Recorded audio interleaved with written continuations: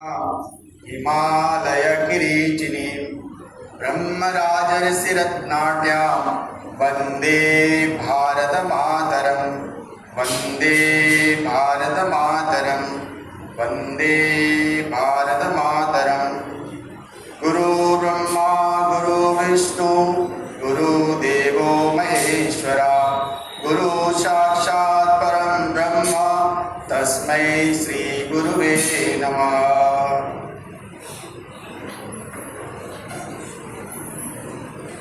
मंच पर आसीन श्रद्धेय Swami ji, Swami Omkaratmananda ji, secretary Ramakrishna Mission Port Blair,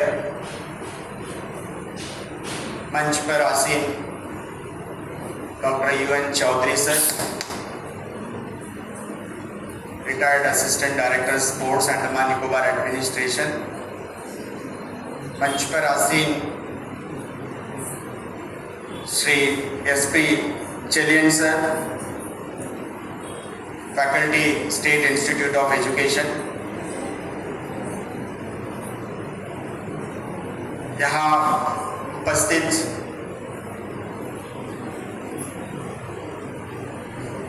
श्रद्धेय शारदा संघ के माताएं, मेरे युवा मित्र, कॉलेज के विद्यार्थी और छोटे भाई और बहनों, आप सबको मेरा नमस्कार।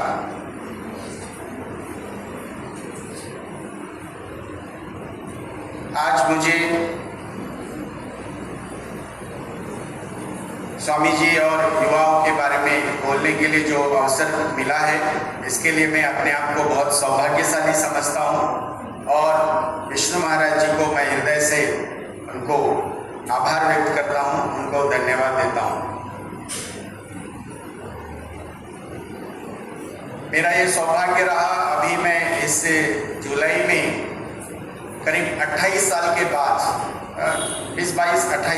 98 में गया था उसके बाद, और कन्याकुमारी शिला स्मारक जाने का मुझे सौभाग्य मिला, जहाँ पर स्वामी जी ने 3 दिन तक उन्होंने ध्यान किया। जैसे स्वामी जी ने बताया, भारत माँ का उन्होंने ध्यान किया। तो कन्याकुमारी के शिला स्मारक में भी जाने का सौभाग्य मिला, और साथ ही स्वामी जी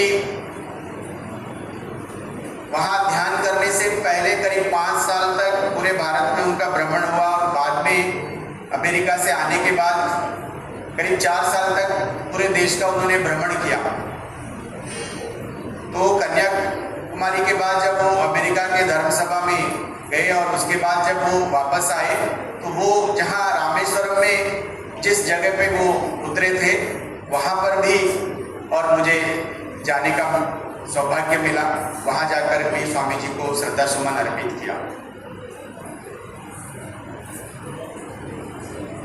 भारत वैदिक काल से और वर्तमान काल तक भारत का जो परिचय है वो धर्म है। स्वामी जी ने भी बताया, सभी देश का अपना एक परिचय होता है और भारत का परिचय धर्म है।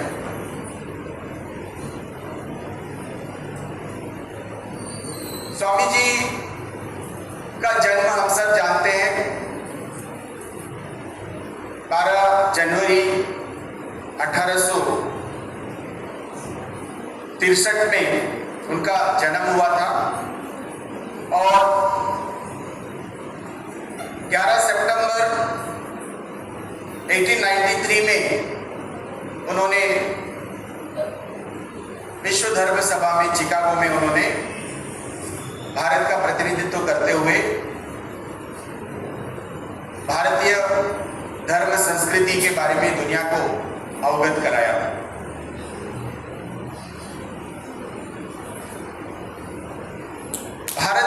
इतिहास को अगर हम देखें,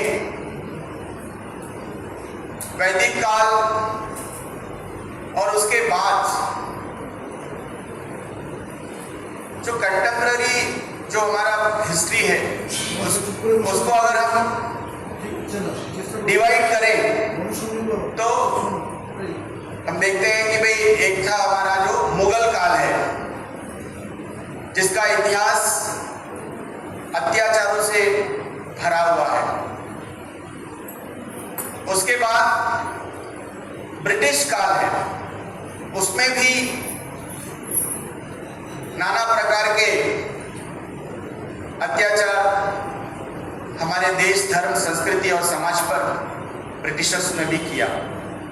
मुगलों ने जितना किया, जो कुछ बचा कुचा था वो ब्रिटिशर्स ने भी किया।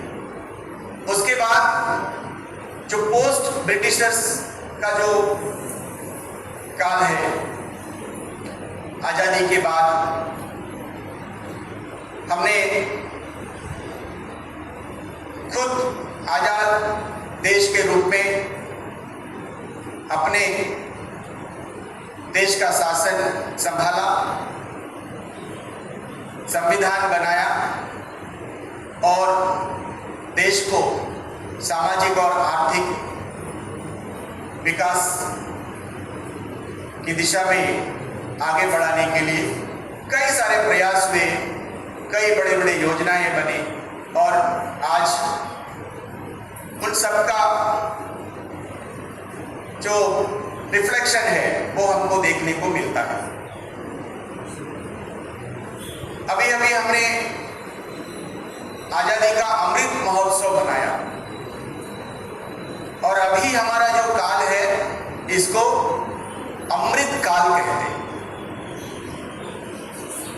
आने वाला जो 25 साल है ये अमृत काल है और जब 2047 में हमारा देश आज़ादी का शताब्दी वर्ष मनाएगा, उस समय हम अपने आप को एक विकसित भारत के रूप में देखना चाहते हैं। आजादी के बाद जितने भी हमारे प्रयास हुए, जितने भी हमारी सफलताएं हैं, जितने भी सारे हमारी अचीवमेंट्स हैं और हमारे जो अमृत काल के हमारे जो अचीवमेंट्स के लक्ष्य हैं, अगर इसको हमने पूरा करना है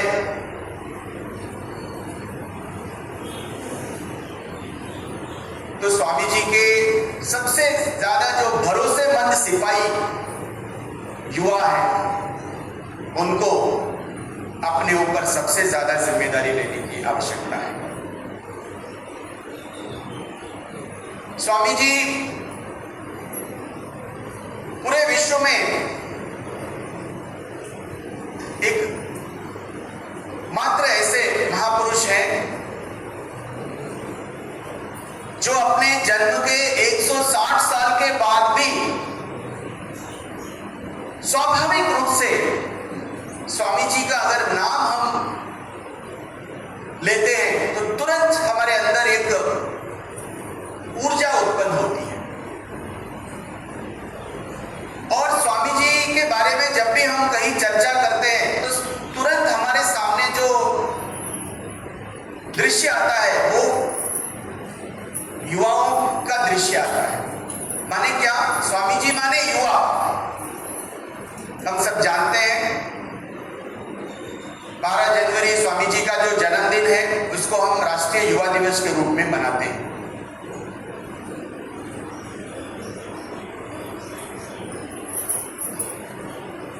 स्वामी जी एकमात्र ऐसे व्यक्तित्व हैं जो भारत के ही नहीं पूरे विश्व के युवाओं को प्रेरित करते हैं। परंतु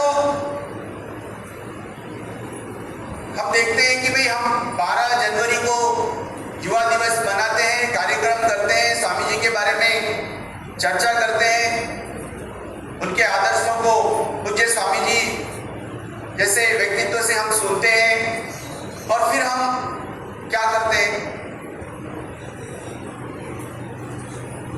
स्वामी जी का जो व्यक्तित्व है वो हमारी पहचान है। हमें इस रूप में स्वामी जी को लेना चाहिए। अगर हम स्वामी जी को भूल जाते हैं तो भारत को भूल जाते हैं। स्वामी जी माने क्या? भारत। भारत हमारा परिचय है, तो स्वामी जी हमारे परिचय हैं। इसलिए मेरे युवा मित्रों, आप बड़े सौभाग्यशाली हैं। आज जो यूथ कन्वेंशन हो रहा है, इसमें कितने युवा हैं? इस कॉलेज में 4000 युवा पढ़ते हैं और भी सब मिला करके कई हजार युवा होंगे, और आप यहाँ उपस्थित हैं स्वामी जी को सुनने के लिए। हमें यह सोचना होगा कि भारत आज जिस स्थिति पे आज खड़ा है, हजारों साल की गुलामी के बाद एक नए प्रकार का भारत, जिस भारत की कल्पना स्वामी विवेकानंद ने किया और जिस कल्पना के कारण मात्र से आजादी के संग्राम के जो देश प्रेमी, जो आजादी के संग्राम में और अपना सर्वस्व न्यौछावर करने के लिए जो तैयार थे, उनको स्वामी जी के विचारों ने सबसे ज्यादा उत्साह दिया, ऊर्जा दिया। स्वामी जी के सपनों को साकार करना,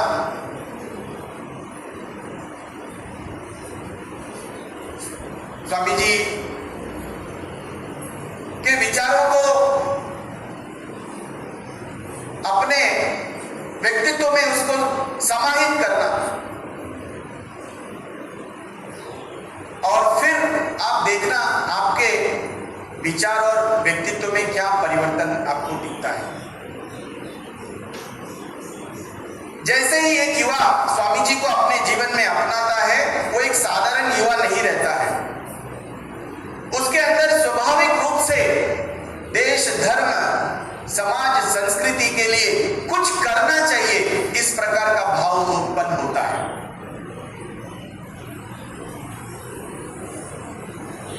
और जब ये भाव उत्पन्न हो जाता है तो हमारे अंदर साहस और स्वाभिमान उत्पन्न होता है।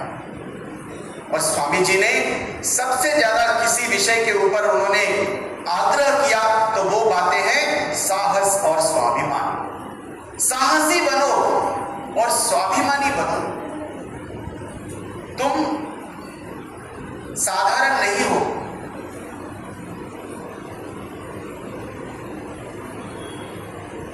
कहते हैं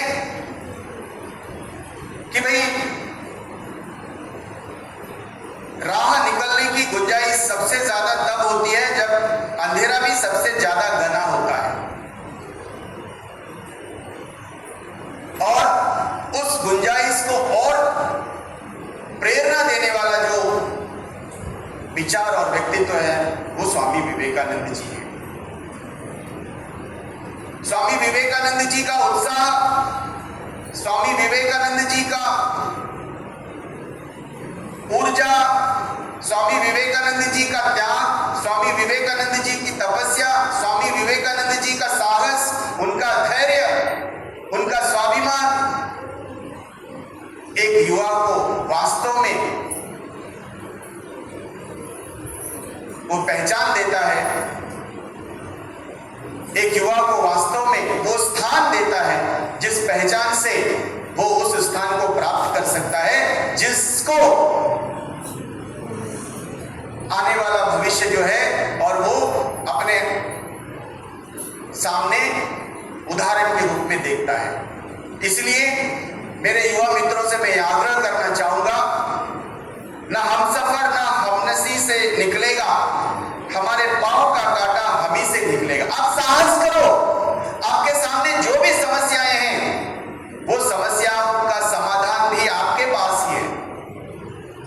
आपने साहस मात्र करना है।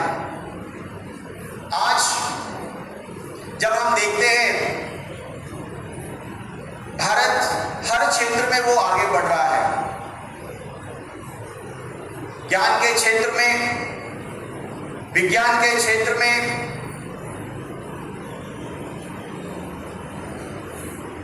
दुनिया को आज वो नेतृत्व करने के लिए तैयार खड़ा है। भारत के आध्यात्म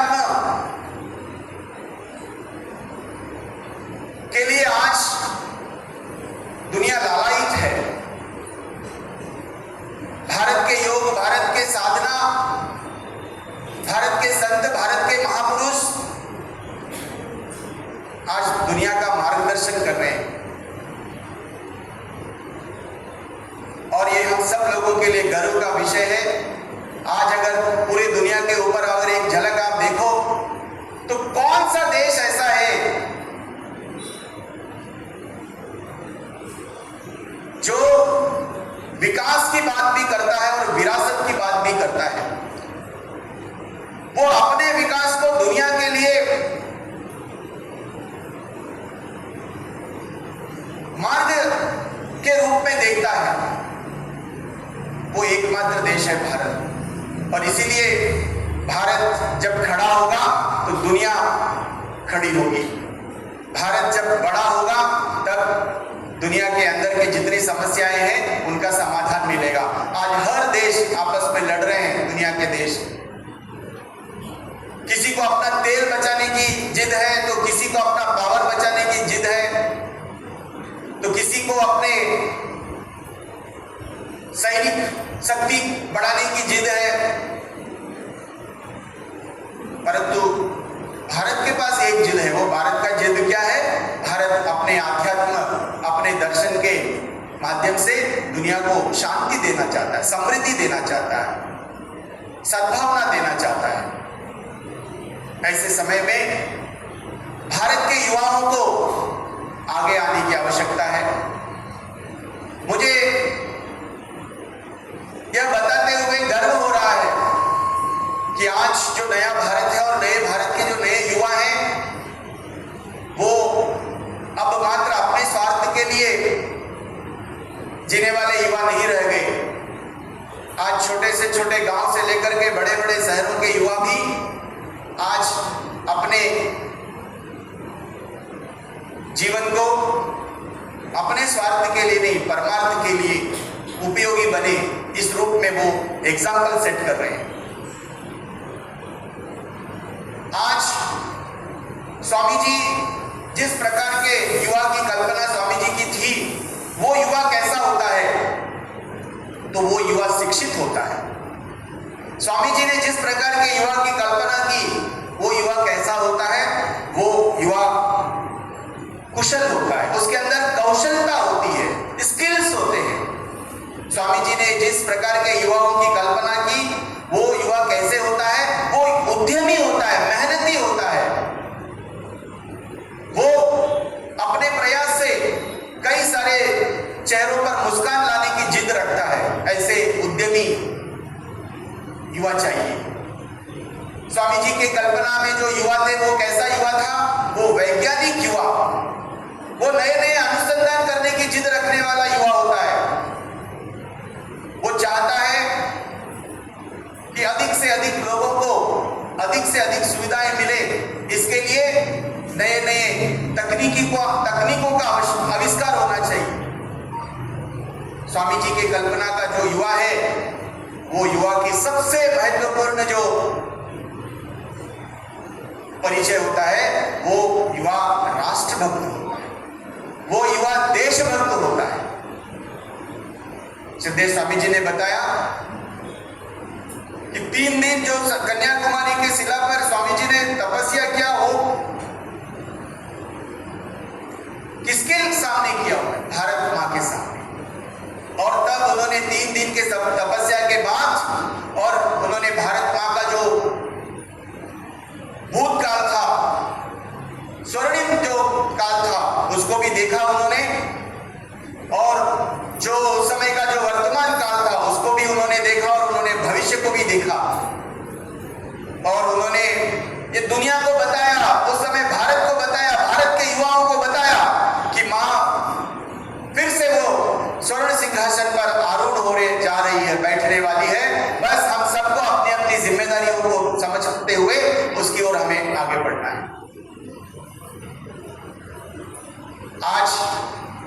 के सामने वो सुनहरा अवसर है।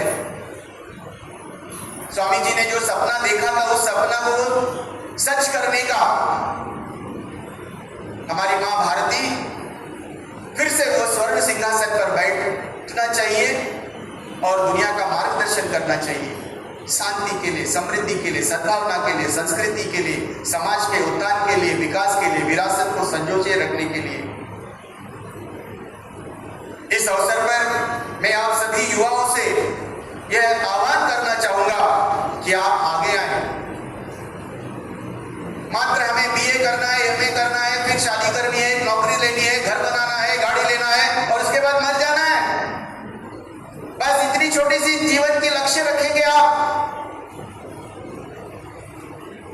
हर दिन करोड़ों लोग जन्म लेते हैं, करोड़ों लोग मर जाते हैं। यह जीवन, मनुष्य का जीवन, भगवान ने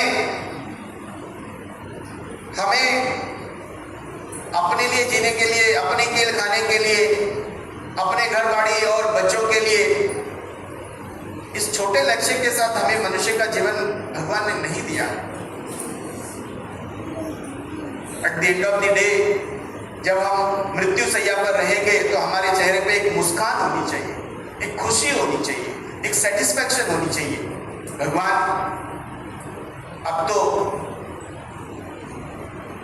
आप मुझे अपने पास ले लो, आपने जो कुछ करने के लिए मुझे भेजा था मैंने कुछ तो किया है, इसका मुझे संतुष्टि है। मेरे युवा मित्रों, कहते हैं कि जीवन तो बहुत अमूल्य है और उस अमूल्य जीवन में भी और ज्यादा अमूल्य जो समय है वो यौवन का है। इस यौवन के समय का सदुपयोग करें, समाज, देश, धर्म, संस्कृति के लिए अपने जीवन का निर्माण करें और इसके लिए हमारे सामने पूरे दुनिया को आदर्श देने वाले महापुरुष स्वामी विवेकानंद जी का आदर्श जीवन, व्यक्तित्व, उनके विचार हमारे सामने हैं। उनको अपने जीवन में उतारें और अपने जीवन में बदलाव ला करके अपने कर्तव्यों का निर्माण करते हुए अपने जीवन को सफल बनाएं। इसके लिए हमें भगवान आशीर्वाद देंगे। इतना ही कहते हुए अपनी बात को यही समाप्त करता हूँ। भारत माता की जय।